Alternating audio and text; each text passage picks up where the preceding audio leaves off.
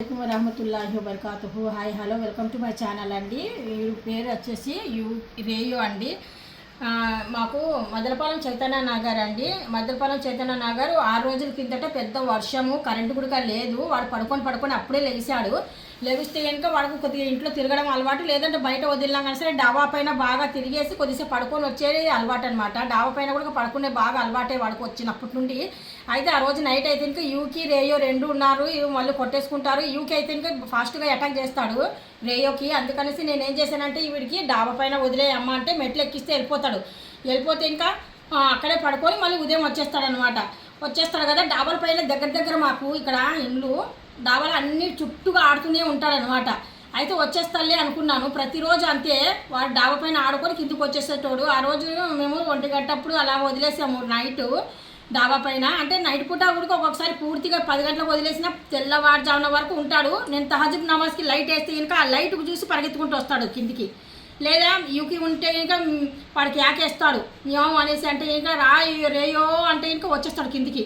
అయితే ఇంకా మొన్న నేను ఆ వర్షం పడింది కదా, కరెంటు లేదు కదా, 2 ఇంట్లోనే ఉంటే కొట్టేసుకుంటాయి అనేసి బయట వదిలేసాడండి బాబు. 6 రోజులు అవ్వింది, అస్సలు ఇంటికి రాలేదు. వాడు ఏం తిన్నాడో ఏటో నాకు అసలు తెలియదు. అంటే వాడు క్షేమంగా ఉంటే పర్వాలేదు, కాకపోతే ఇంకా బాధ అనిపిస్తుంది అనమాట. అంటే 3 పూట్ల ఫుడ్డు, మిల్కు, లేదంటే ఇంకా పెరుగు, మిల్కు, మటను, వాడి కోసం బిస్కెట్స్, చాక్లెట్స్. ఇది వచ్చేసి ఫిష్ ఫుడ్ అండి. నేను స్వయాన ఫిష్ ఫుడ్ అనేది నేను రెడీ చేస్తూ ఉంటాను ఇలాగా. వాళ్ళ కోసమే ప్రత్యేకంగా నేను కోలేతక్క లేట్ హోతా వాళ్ళ కోసమే ప్రత్యేకంగా అండి చేపలు. వాళ్ళ కోసమే ప్రత్యేకంగా చూడండి మటను, చేపల పొది అనుకుంటున్నారా, అలా తెప్పించాను నేను. అసలు చాలా నీట్గా చాలా ప్రేమగా చూసుకుంటాను. ఇదిగోండి ఇన్ని చేపలు, ఇవన్నీ వాళ్ళ కోసమే. అసలు చిన్నగా ఉన్నప్పుడు చాలా చిన్నగా ఉన్నాడు. నాకేంటంటే ఇంకా వాడు ఎక్కడైనా అటాక్ అయినా అంటే ఎక్కడైనా ఇబ్బందుల్లో ఉన్నాడేమో అనేసి ఒక పెయిన్ వస్తుంది నాకు. అసలు బాధ అనిపిస్తుంది.